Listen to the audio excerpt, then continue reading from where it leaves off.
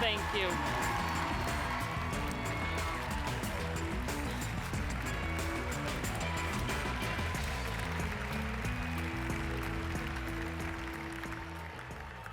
In 1990, during the first Summer Institute, our charter corps members gathered each morning at 6 a.m. in USC's parking lot for bagels and Mexican pastries.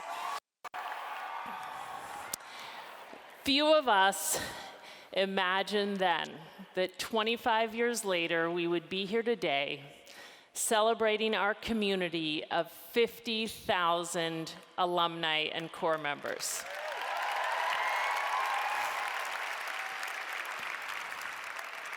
Tonight is for the 50,000 people who have committed yourselves to our nation's most vulnerable children, almost all of you still working to ensure that they have the opportunities they deserve.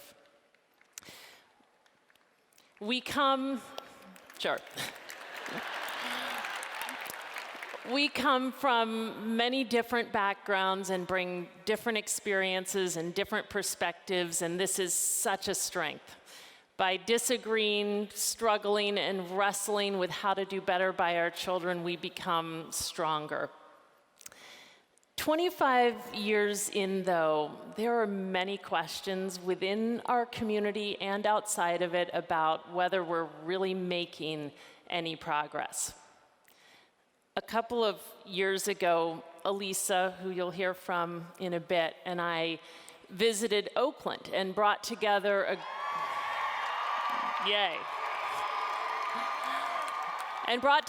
group of corps members.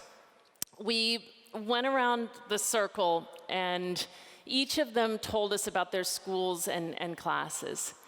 Many shared that they were optimistic. They felt their kids were getting a solid education and had a shot at making it through college and doing well. A few, though, were at Fremont High School, a school still riddled with a very low graduation rate, about 50%, and a very low achievement rate. These corps members spent most of their time outside of school, dealing with persistent truancy issues, hopelessness, trauma. They were incredibly dispirited. And they asked us why we thought Teach for America was working. Hadn't we been placing teachers in Oakland for more than 20 years? It was a very fair question from where they were sitting. And I was thinking, if I had done a similar roundtable in 1991, when we started placing teachers in Oakland, all of the corps members in that circle would have sounded like those at Fremont High. Until a couple of years ago, California ranked schools based on the Academic Performance Index. Failing schools were red, struggling schools were orange and yellow, and as they got better, they moved to green and then blue. This was the map of Oakland in 1999. And this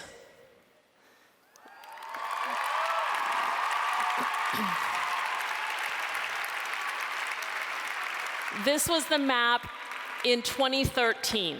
This is just one measure, and there is a long way to go, but nonetheless, that is real progress. And Teach for America people have contributed so much to this progress. Many, many people helped produce these gains. But if you took all the Teach for America alumni out of the picture, you would take away so much of the energy and leadership that is driving the change in deep partnership with others in the community. There are more than 200 current alumni teachers in Oakland. 70 alumni are in leadership roles across Oakland's 118 schools, including 21 school principals. Alumni were among the first in Oakland to show that we could create whole schools that provide kids in low-income communities with a truly transformational education through schools like Think College Now, the Lighthouse Community Charter School, Life Academy. Alumni are innovators and advocates inside and outside of the district. They're managing networks of schools, playing key roles in departments across the district, reinventing the way principals are recruited and developed, organizing the community to advocate for policy change, marshaling resources to ensure that college is a real option for Oakland students, demonstrating the power of culturally responsive pedagogy, advocating for children in the juvenile justice system, and much more. I could share the stories of other communities all across our country that are so similar to this one. From Los Angeles to Chicago to my own New York City. From communities in the Mississippi Delta to those in the Rio Grande Valley in Texas.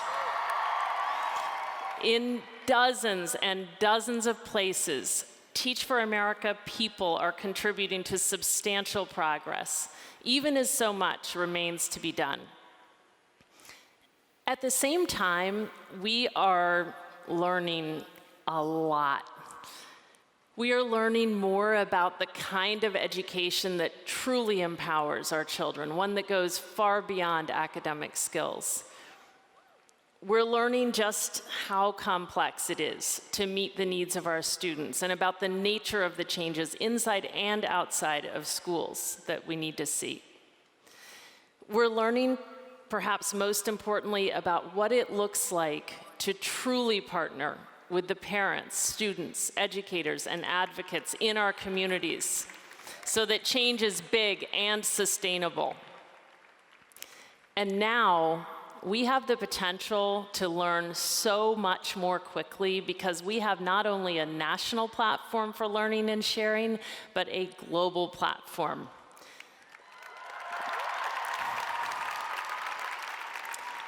Incredibly, today there are 39 organizations in the Teach for All network.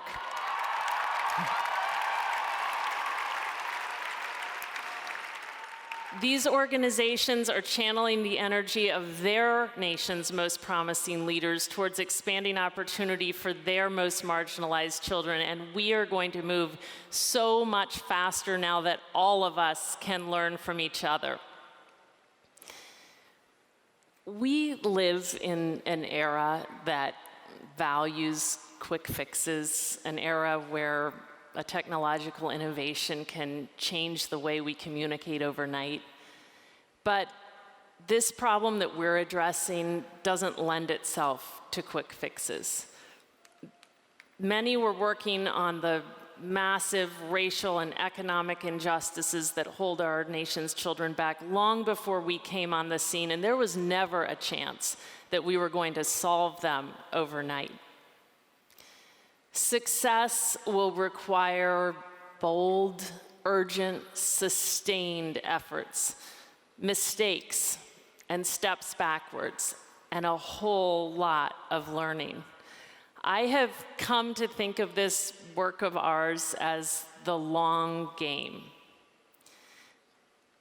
Given how long it will take, we are all so privileged to have found our ways to it so early in our lives. With all of us in this work, treating ourselves and each other with generosity so that we have strength for the long game, we can make real progress in our lifetimes.